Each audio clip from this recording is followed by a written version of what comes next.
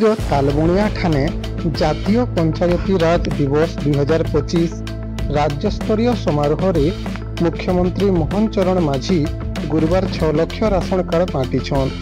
यार सीधा प्रसारण विजयपुर ठाणे ब्लॉक गोष्ठी उन्नयन अधिकारी सरोज विश्वाल सभापतित्व में प्रसारित होता। मुख्य अतिथि भाव बरगढ़ सांसद प्रतिनिधि जोगींद्र प्रधान और सम्मानित अतिथि भाव विजयपुर जिला परिषद सुशांत गड़तिया योगदान करी 10 जन हिताधिकारी को राशन कार्ड बांटी। उक्त कार्यक्रम में ब्लॉक उन्नयन अधिकारी सरोज विश्वाल मंच परिचालना कर बेल के एम.आ. वरुण दलाई धन्यवाद अर्पण करथिले। एही कार्यक्रम में समस्त सरपंच समिति सभ्य और जनसाधारण उपस्थित थिले।